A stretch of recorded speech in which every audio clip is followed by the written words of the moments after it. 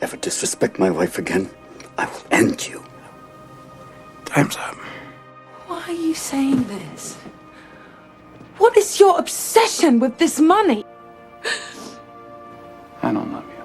But I ask you a very simple question, and you can't give me a straight answer. Where's your soulmate? You want to talk about soulmates? Where is she? Dead. A lot of that stuff goes back a long way between me and him.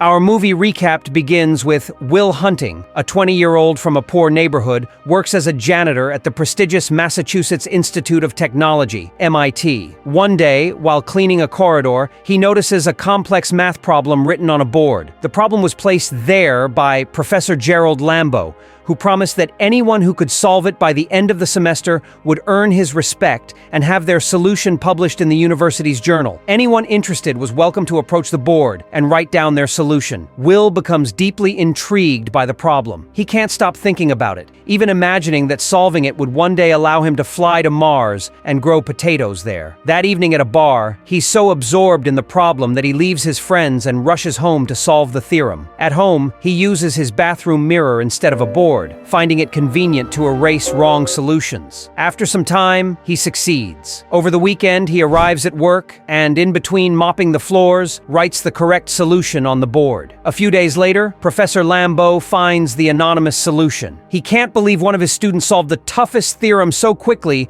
and is eager to find out who this genius is. "Who did this, Jack?" he asks a colleague. "Wasn't me," Jack replies. That evening, Will is hanging out with his friends. They pass a group of people, and one of them insults a girl. Will recognizes the guy as a childhood bully. He asks his friend to stop the car and gets out without thinking. Will punches the guy right in the face, and a fight breaks out. When the cops arrive, Will's friends try to pull him away, but it's too late. Will is arrested. The next morning, Professor Lambeau gives a lecture to a large class. "Well, by no stretch of my imagination do I believe you all come here to hear me lecture, or rather to ascertain the identity of the mystery math magician," he says. Everyone is curious about the genius, but no one answers. "Well, I'm sorry to disappoint my spectators," he says, before deciding to give the students an even more complex problem, one he and his colleagues have been trying to solve for over 2 years. Meanwhile, Will walks out of the police station and tells his friend that he has a court date in a week. That evening, he heads to his shift and sees the new, even more difficult problem on the board. He starts solving it quickly, trying to finish before anyone notices him. At that moment, the professor walks out of his office. "What are you doing?" he asks. "Sorry," Will replies. "That's people's work.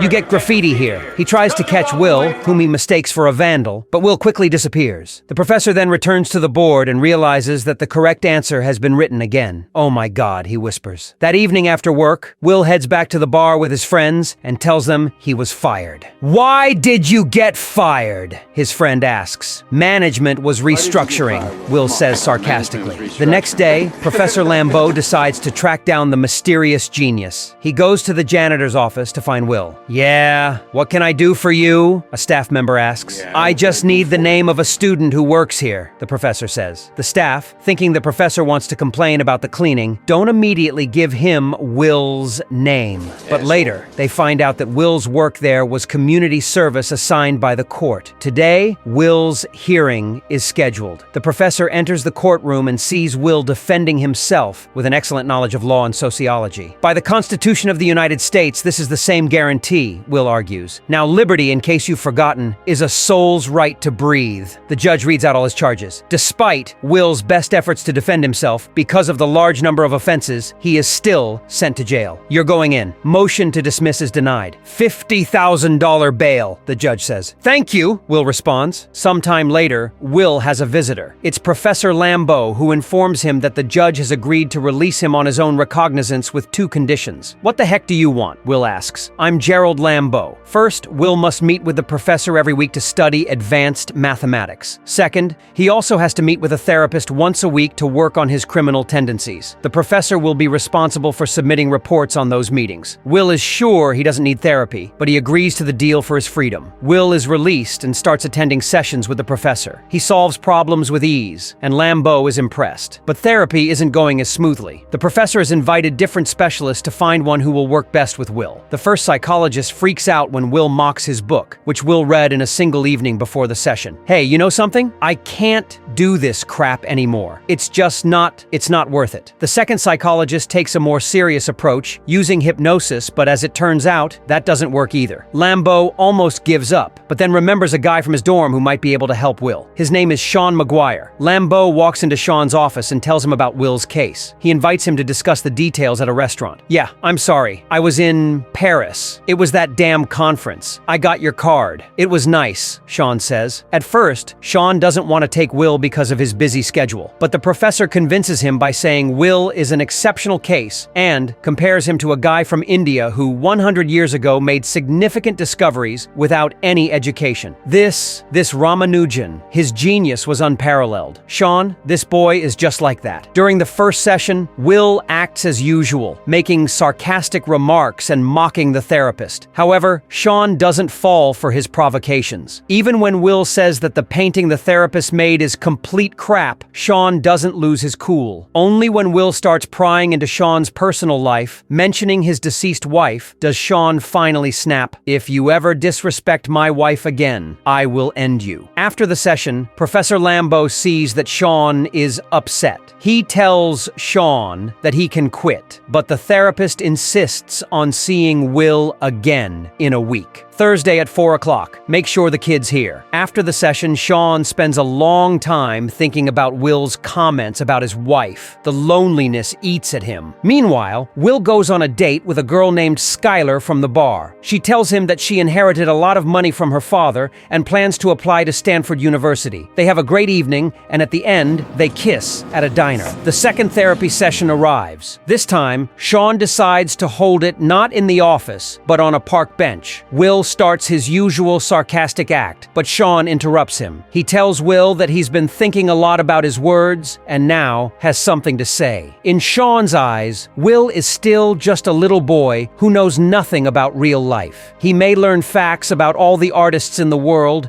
but he's never left Boston and never seen their work in person. He can quote works about war, but he's never been on the battlefield. He can recite sonnets about love, but he's never truly loved or been vulnerable in front of a woman. But the most important thing, Shawn himself will never understand the pain of an abandoned orphan until Will opens up to him. Personally, I don't give a darn about all that because you know what? I can't learn anything from you. I can't read it in some freaking book. During the next session, Will stays quiet the entire time. Shawn remains calm, confident that Will is just testing him, and he's right. During the next session, Will finally breaks the silence and tells Shawn a dirty joke. They start talking about relationships with girls, and Will casually mentions that he went on a date recently. Shawn asks if he plans to see Skylar again, and Will makes an unexpected confession. He admits that he doesn't want to ruin the perfect image of her that he has in his head. This girl is like darn perfect right now. I don't want to ruin that. Shawn argues that Will is afraid of ruining his own perfect image, not hers. But that's what real relationships are about. Shawn shares a personal story about his wife, who recently passed away from cancer. He tells Will about the funny little quirks she had. Those things are what he misses the most. True intimacy comes from accepting each other's imperfections. In order to know if you've made the right choice, you need very close relationships. For the first time, Will listens. He visits Skylar in the dorm. She's surprised to see him since he hasn't called in a while, but agrees to go out with him. All right, but then maybe some other time. Like tomorrow?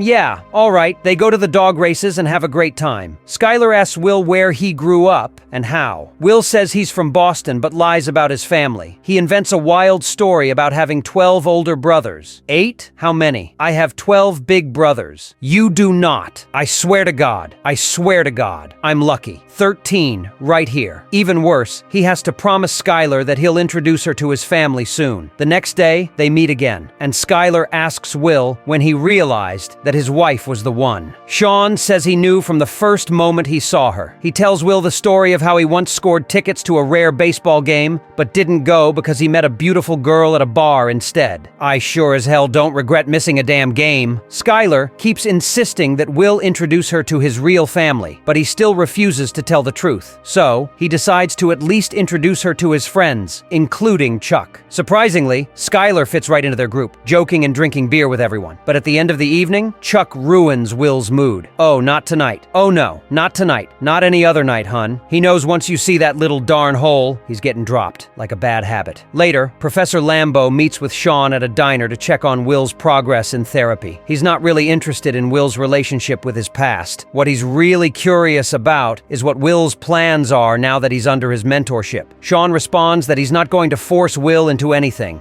He has to choose what he wants from life. Professor Lambeau gets angry and says he's already introduced Will to the right people. Let's talk about the boy. Why don't we give him time to figure out what he wants? But he doesn't know that Chuck went to meet those people instead of Will, asking for payment and ruining the deal with his inappropriate behavior. You can speak with my aforementioned attorney. Good day, gentlemen, and until that day comes, keep your head to the grindstone. Meanwhile, Will enjoys a night out with Skylar. Then, at her place, she unexpectedly throws him off guard by asking him to come with her to California, where she plans to attend Stanford. Will immediately refuses, making up a ton of excuses, but Skylar insists. She's convinced that Will is just stuck in his little world where he has no competition and is scared of the new. Then Will blows up. He's sure Skylar is just playing with him, that he'll always be just a fling to her because he's poor. Why are you saying this? What is your obsession with this money? Skylar tells him that if she had to choose between having a living father and his inheritance, she'd definitely choose the father. She's scared too, but she wants to be honest with Will while he isn't. Will protests, but then Skylar remembers his non-existent brothers. At this point, Will completely loses control. He starts yelling, saying that Skylar would never want to know the truth about him. After all, he's an orphan, and people tortured him as a kid. Skylar, in tears, reassures him that she would want to know everything about him,